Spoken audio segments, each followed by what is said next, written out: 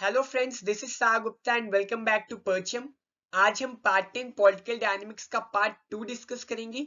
Part 2 में हम chapter 72 election laws, chapter 73 electoral reforms, chapter 74 voting behaviour and chapter 75 coalition government पे based MCQs को discuss करेंगे। So without any delay start करते हैं हम अपनी आज की क्लास को। सबसे पहले हम देखेंगे अपना previous day question. So question क्या था? Which one of the following articles of the Directive Principle of State Policy deals with the promotion of international peace and security? ये प्रीवियस ईयर क्वेश्चन था। चार ऑप्शंस थे आपके पास, article 51, 48A, 43A, 41 and इसका सही answer क्या था? Article 51। And most of the student ने इसका सही आंसर कमेंट बॉक्स में टाइप किया था। जहां तक बात है आर्टिकल 48A की, तो वो बात करता है प्रोटेक्ट एंड इम्प्रूव इन्वायरमेंट की, यानी कि हमें अपने पर्यावरण को बचाना चाहिए, उसे और ज्यादा अच्छा बनाना चाहिए। 43A बात करता है to secure participation of workers in management of industry and 41 बात करता है to secure right to work, right to education and public assistance. And ये नोट करने वाली बात है कि 48A एंड 43A को ऐड किया गया था हमारे कॉन्स्टिट्यूशन में via 42nd constitutional amendment act of 1976। ये सारी चीजें आपको पता होनी चाहिए। अब हम स्टार्ट करते हैं अपने आज के क्वेश्चंस के साथ। एंड सबसे पहला क्वेश्चन है, the Dinesh Goswami committee was concerned with, यानी कि जो दिनेश गोस्वामी समिति थी उसका संबंध किससे था? ए, डीनेशनलाइजेशन ऑफ बैंक, यानी कि बैंकों का गैर राष्ट्रीयकरण। बी, इलेक्टोरल रिफॉर्म यानी चुनावी सुधार। C, steps to put down insurgency in the north east, यानी कि उत्तर पूर्व में जो उग्रवाद है उसको कम करने के लिए क्या क्या कदम उठाने चाहिए। D, the problem of Chakmas. ये एक प्रीवियस ईयर क्वेश्चन है, 1995 में यूपीएससी ने इसको पूछा था। The correct answer is option B, electoral reforms. Dinesh Goswami कौन थे? दिनेश गोस्वामी वीपी सिंह की जो सरकार थी उसमें लॉ मिनिस्टर थे। ओके, और इनकी जो कमेटी थी वो डील करती थी इलेक्टोरल रिफॉर्म से। सो ये सारी चीजें आपको पता होनी चाहिए। Second question, VVPAT stands for. अब वीवीपैट जो शब्द है वो आपने कई बार न्यूज में सुना होगा, खास करके इलेक्शंस के समय। सो वीवीपैट का फुल फॉर्म क्या है? Option A, virtually verified paper audit trail. Option B, voter verifiable paper acquired trail. Option C, voter verifiable paper audit trail. Option D, voter verifiable paper audit transmitter. इसका correct option है option C, voter verifiable paper audit trail. ये रही हमारी VVPAT, ये है EVM की balloting unit, ये है ईवीएम की कंट्रोल यूनिट। वीवीपैट का फायदा ये है कि ये इंश्योर करता है कि वोटर ने जिस पार्टिकुलर इंडिविजुअल को, जिस पार्टिकुलर पार्टी को वोट किया है उसी के नाम वो वोट मशीन में दर्ज हो। ओके, क्योंकि अगर आप समझ लो कोई पॉलिटिकल पार्टी है जिसका नाम है ए, उसको वोट कर रहे हो तो उसके नाम की स्लिप आएगी वीवीपैट से, और आप ये संतुष्ट हो जाओगे कि मैंने ए को वोट किया था और वोट ए को ही गया, कहीं अंदर फेरबदली किसी तरह की नहीं हो रही। Okay, so VVPAT free and fair elections ensure करवाता है। Third question, consider the following statement. ये 2021 में पूछा जा चुका क्वेश्चन है। पहला statement, in India there is no law restricting the candidate from contesting in one Lok Sabha election from 3 constituency, यानी कि भारत में ऐसा कोई कानून नहीं है जो किसी इंडिविजुअल को लोकसभा इलेक्शन में 3 कॉन्स्टिट्युएंसी से लड़ने से रोके। Second, in 1991 Lok Sabha election Shri Devilal contested from 3 Lok Sabha constituency. Third, as per the existing rule, if a candidate contests in one Lok Sabha election from many constituencies, his or her party should bear the cost of by-elections to the constituencies vacated by him or her in the event of him or her winning in all the constituencies. For example, अगर कोई individual है वो 3 सीटों से Lok Sabha election में लड़ रहा है और तीनों में ही जीत जाता है, बट वो एमपी बन सकता है केवल और केवल एक ही कॉन्स्टिट्युएंसी का, यानी कि बाकी दो कॉन्स्टिट्यूएंसी में उसे अपनी सीट वैकेट करना पड़ेगा और वहां क्या होंगे, फिर से इलेक्शंस होंगे, यानी कि बाई इलेक्शंस होंगे। तो वो जो बाई इलेक्शंस होंगे उनका खर्चा उस पॉलिटिकल पार्टी को उठाना पड़ेगा जिस पॉलिटिकल पार्टी के कैंडिडेट ने 3-3 सीट से लड़ा और तीनों में जीता। अब कौन सा स्टेटमेंट यहाँ करेक्ट है? A 1 only, B 2 only, C 1 and 3, D 2 and 3। इसका करेक्ट आंसर है ऑप्शन बी 2 ओनली। पहला और तीसरा स्टेटमेंट हमारा गलत है। पहला इस कारण गलत है क्योंकि लोकसभा इलेक्शन में एक पार्टिकुलर कैंडिडेट ज्यादा से ज्यादा एक साथ 2 सीटों पे ही खड़ा हो सकता है। सो पहला स्टेटमेंट गलत हो गया। तीसरा स्टेटमेंट भी हमारा गलत है क्योंकि बाई इलेक्शंस की कॉस्ट को जो है पॉलिटिकल पार्टीज बेयर नहीं करेंगी। सेकेंड स्टेटमेंट जो था वो केवल और केवल हमें कंफ्यूज करने के लिए दिया गया था। अब हमें ये पता है कि फर्स्ट और थर्ड गलत है, तो ए नहीं हो सकता, सी नहीं हो सकता, डी नहीं हो सकता। बचा क्या? Option B 2 only. So option B would our correct answer.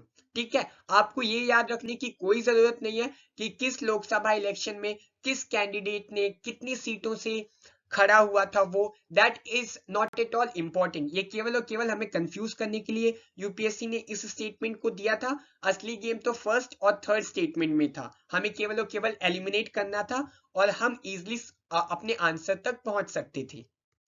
Fourth, for election to the Lok Sabha a nomination paper can be filled by, यानी कि अगर आपको लोकसभा के चुनाव में खड़ा होना है तो नामांकन पत्र किसके द्वारा भरा जा सकता है? 2017 में इसको पूछा गया था। ए, एनीवन रिसाइडिंग इन इंडिया, यानी कि भारत में हर कोई व्यक्ति जो रह रहा है। Be, a resident of the constituency from which the election is to be contested, यानी कि उस निर्वाचन क्षेत्र का निवासी जहां से चुनाव लड़ा जाना है। सी, any citizen of India whose name appears in the electoral roll of a constituency, Bharat का कोई भी नागरिक जिसका नाम किसी निर्वाचन क्षेत्र की मतदाता सूची में आता है। D, any citizen of India, यानी कि भारत का कोई भी नागरिक। इसका करेक्ट और सबसे सही आंसर क्या है? इसका करेक्ट आंसर है ऑप्शन सी, यानी any citizen of India whose name appears in the electoral roll of a constituency, यानी कि जो इलेक्टोरल रोल में अगर आपका नाम है तब आप लोकसभा के इलेक्शन में कंटेस्ट कर सकते हैं, आप नॉमिनेशन पेपर फाइल कर सकते हैं। पहला हमारा गलत है क्योंकि इंडिया में तो पाकिस्तानीज भी डिसाइड करते हैं, अमेरिकन भी डिसाइड करते हैं, तो वो थोड़ी ना लोकसभा इलेक्शंस लड़ सकते हैं। सेकंड ऑप्शन में भी हमारा सेम लॉजिक लग जाता है। और चौथा जो था एनी सिटीजन ऑफ इंडिया, ये तो पूरी तरीके से गलत है क्योंकि ये न्यूबॉर्न बेबी जो है इंडिया में इसका जन्म हुआ है, ठीक है, इंडियन इसके पेरेंट्स हैं, बट इसकी एज तो बहुत कम है, अभी अभी इसका जन्म हुआ है, बट सिटीजन तो है ना, लेकिन लोकसभा इलेक्शन थोड़ी ना लड़ सकती है। सो डी भी हमारा गलत है। सो ऑप्शन सी सबसे एप्रोप्रिएट है। I am using the word appropriate क्योंकि सबसे सही है ये, लेकिन एकदम सही नहीं है। एकदम सही क्यों नहीं है? क्योंकि आपका इलेक्टोरल रोल पे नाम कितने कब आ जाएगा? जब आप 18 साल के हो जाओ। लेकिन लोकसभा इलेक्शन आप कब कॉन्टेस्ट कर सकते हो? जब आपकी मिनिमम एज होगी 25। सो सबसे एप्रोप्रिएट है ऑप्शन सी, बट एकदम करेक्ट नहीं है ऑप्शन सी, ये आपको समझना है, ओके ना। Fifth, right to vote and to be elected in India is a, यानी जो वोट का अधिकार होता है या फिर चुने जाने का अधिकार होता है वो किस प्रकार का अधिकार है? 2017 में इसको पूछा गया था। ए, वो एक फंडामेंटल राइट है, यानी कि ये एक तरह का मौलिक अधिकार है। ये एक नेचुरल राइट है, यानी कि प्राकृतिक अधिकार है। ये एक कॉन्स्टिट्यूशनल राइट है, यानी कि संवैधानिक अधिकार है। ये एक लीगल राइट है, यानी कि कानूनी अधिकार है। The correct answer is option C, constitutional right. और ये चीज कहां लिखी हुई है? आर्टिकल 326 में। ओके, सो ये चीज आपको क्लियर होनी चाहिए। Sixth question, choose the correct pair. On one side we have article 12, article 31, article 24, article 21। on the other side we have right to life, definition of state, prohibition of child labor, right to constitutional remedies. Now you have to find out the correct pair. For that I am giving you 10 seconds.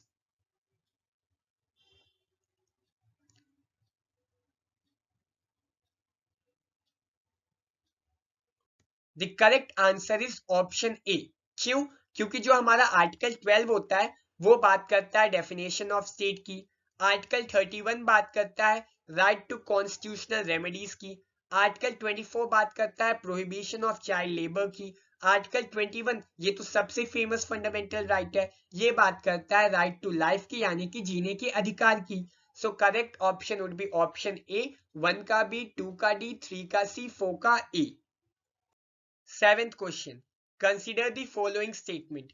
पहला, the election gets countermanded on the death of contesting candidate before the actual polling, यानी actual polling या फिर voting के पहले अगर candidate की death हो जाती है तो उस इलेक्शन को कैंसिल कर दिया जाता है। Second, the persons in jail और in police custody are allowed to contest the election, ऐसे लोग जो जेल में होते हैं, पुलिस कस्टडी में होते हैं, उनको अलाउ किया जाता है कि वो इलेक्शन कंटेस्ट कर सकते हैं। अब करेक्ट क्या है? Option A 1 only, option B 2 only, option C both 1 and 2, option D none of the above. The correct answer is option B 2 only. पहला स्टेटमेंट हमारा गलत है, केवल और केवल दूसरा स्टेटमेंट हमारा सही है, यानी कि ऐसा कोई इंडिविजुअल जो जेल में हो या फिर पुलिस कस्टडी में हो वो इलेक्शन कंटेस्ट कर सकता है। बट अगर वोटिंग से पहले किसी कैंडिडेट की डेथ हो जाती है तो इलेक्शन को कैंसिल नहीं किया जाता। ये पहले हुआ करता था, बट अब की बात करें तो इलेक्शन जो है वो कैंसिल नहीं होंगे, भले ही कितने भी कैंडिडेट की डेथ हो जाए वोटिंग के पहले। 8th question, which constitutional amendment act reduce the voting age from 21 to 18 years, यानी कि किस संवैधानिक संशोधन अधिनियम ने मतदान करने की आयु को 21 से घटाकर 18 वर्ष कर दिया था? A 42nd constitutional amendment act, B 61st amendment act, C 69th amendment act, D 86th amendment act. The correct answer of it is option B 61st amendment act. ये कब हुआ था? 1988 में। 9th question, Braille signage feature in the EVMs were used in which state for first time? अब हमारे देश में बहुत सारे लोग ऐसे हैं जो देख नहीं पाते, यानी कि विजुअली इंपेयर्ड है, बट वोट करने का अधिकार तो उनका भी है। तो ईवीएम में क्या किया था इलेक्शन कमीशन ने? ब्रेली साइनेज फीचर को इंट्रोड्यूस किया था। अब क्वेश्चन ये पूछ रहा है कि सबसे पहले ब्रेली साइनेज फीचर को किस स्टेट में, किस राज्य में यूज किया गया था? Option A Haryana, option B Punjab, option C Andhra Pradesh, option D Karnataka. The correct answer of it is option C Andhra Pradesh. जब आंध्र प्रदेश के आशिफ नगर असेंबली कॉन्स्टिट्यूएंसी में बाई इलेक्शन हुए थे 2004 में, तब जो है ब्रेली साइनेज फीचर का यूज ईवीएम में किया गया था। 10th question, choose the correct pair. On one side we have Vohra committee, Indrajit Gupta committee, JS Verma committee, Dinesh Goswami committee. On the other side we have electoral reforms, nexus between crime and politics, state funding of elections, amendment to criminal law. अब आपको ये बताना है कि ये जो चारों committees हैं किस किस चीजों से डील करती हैं या फिर किन चीजों से डील करती हैं। So for that I am giving you 5 seconds, just found out the correct option. Correct answer is option B. क्यों? क्योंकि जो वोरा कमेटी है ना वो डील करता है nexus between crime and politics के ऊपर। Indrajit Gupta committee was a committee on state funding of elections. JS Verma committee was a committee on amendments to criminal law and Dinesh Goswami committee हमने पहले भी डिस्कस किया, it was dealing with electoral reforms. Dinesh Goswami क्या थे? Dinesh Goswami law minister थे जब VP Singh prime minister थे। सो option B यानी कि 1 का बी, 2 का सी, 3 का डी, 4 का A would be our correct answer. 11th question, which one of the following reflects the nicest and the appropriate relation between law and liberty? 2018 में पूछा गया क्वेश्चन था। ए if there are more laws there is less liberty, यानी कि बहुत ज्यादा कानून होंगे तो कम ही लिबर्टी होगी। If there are no laws there is no liberty, यानी कानून नहीं होगा तो लिबर्टी भी नहीं होगा, स्वतंत्रता भी नहीं होगी। अगर लिबर्टी है तो कानून बनाने चाहिए। D if laws are change too often liberty is in danger, यानी अगर आप कानून जल्दी जल्दी चेंज कर रहे हो इसका मतलब ये है कि लोगों की जो लिबर्टी है, लोगों की जो स्वतंत्रता है वो खतरे में है। करेक्ट आंसर क्या है इसका?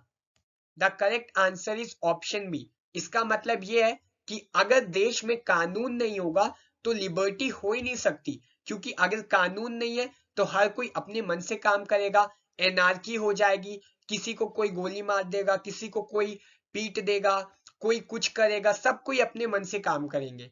सो अगर कानून नहीं है तो वहां लिबर्टी नहीं हो सकती। ये आपको कंसेप्चुअल अंडरस्टैंडिंग होनी चाहिए। 12th question, consider the following statement. पहला, election to Rajya Sabha are done using secret ballot system, यानी कि जो राज्यसभा के मेंबर्स का इलेक्शन होता है वो सीक्रेट बैलेट सिस्टम के हिसाब से होता है। Second, officers and the staff engaged in election works under the control, superintendence and discipline of election commission, यानी कि ऐसा कोई भी इंसान जो इलेक्शन वर्क में लगा हुआ है वो किसके कंट्रोल में काम करता है? इलेक्शन कमीशन के कंट्रोल में। अब करेक्ट क्या है? A one only, B two only, C both 1 and 2, D none of the above। इसका करेक्ट आंसर है ऑप्शन बी 2 ओनली। पहला स्टेटमेंट हमारा गलत है क्योंकि राज्यसभा में इलेक्शंस जो हैं वो सीक्रेट बैलेट सिस्टम के थ्रू नहीं होते, वो होते हैं ओपन बैलेट सिस्टम के थ्रू। सीक्रेट बैलेट सिस्टम के थ्रू होते थे बट 2003 से पहले, बट 2003 में रिफॉर्म्स लाए गए, चेंजेस लाए गए और अब जो इलेक्शंस होते हैं वो होते हैं किससे? ओपन बैलेट सिस्टम के थ्रू। तो ये चीज आपको क्लियर होनी चाहिए। Second, officers and the staff engaged in election works under the control, superintendence and discipline of election commission, ये विथ नो डाउट एकदम सही है और ये चीज इंश्योर करती है कि इलेक्शंस जो हैं इम्पार्शियल हो, फ्री हो और फेयर हो। 13th question, the 9th schedule of the Indian constitution was added by, यानी कि जो भारतीय संविधान है उसकी 9वीं अनुसूची को किस अधिनियम द्वारा जोड़ा गया था? A first amendment, B 8th amendment, C 9th amendment act, D 42nd amendment act. ये 2003 में पूछा जा चुका क्वेश्चन है। इसका करेक्ट आंसर है option A, first amendment act 1951। 9th schedule deal करता है लैंड रिफॉर्म्स के साथ। फर्स्ट अमेंडमेंट एक्ट ने 9th शेड्यूल को तो ऐड किया ही, इसके साथ साथ आर्टिकल 31A ऐड किया, 31B भी ऐड किसने किया था? फर्स्ट अमेंडमेंट एक्ट 1951 ने। 14th question, consider the following statement. पहला, in Rajya Sabha elections candidate need to be an elector in the state from where he और she was to be elected, यानी कि अगर राज्यसभा के लिए इलेक्शंस हो रहे हैं तो जो कैंडिडेट है ना उसको उसी स्टेट का रेसिडेंट होना पड़ेगा अगर उसको उस स्टेट के थ्रू राज्यसभा में पहुंचना है।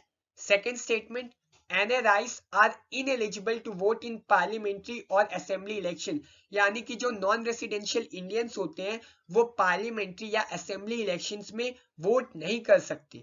क्या करेक्ट है? A 1 only, B 2 only, C both 1 and 2, D none of the above। The correct answer to this question is option D none of the above, यानी कि दोनों के दोनों स्टेटमेंट क्या है? हमारे गलत है। पहला स्टेटमेंट इस कारण गलत है क्योंकि अगर मैं समझ लो मध्य प्रदेश का हूं तो मैं जाके राजस्थान के थ्रू भी राज्यसभा में पहुंच सकता हूं। सो पहला स्टेटमेंट हमारा गलत है। दूसरा स्टेटमेंट इस कारण गलत है क्योंकि NRIs जो है they are eligible to vote in parliamentary और assembly election because after all वो हमारे सिटीजन ही तो हैं, वो नागरिक ही तो हैं देश के, तो उनको वोटिंग राइट तो मिलते ही है, उसमें तो कोई डाउट नहीं है। सो दोनों के दोनों स्टेटमेंट हमारे गलत है। 15th question, Panchayati Raj was first introduced in India in October 1959 in which state? सो पंचायती राज को किस स्टेट में सबसे पहले इंट्रोड्यूस किया गया था? राजस्थान में या तमिलनाडु में या केरल में या कर्नाटक में? ये 1998 में पूछा जा चुका क्वेश्चन है।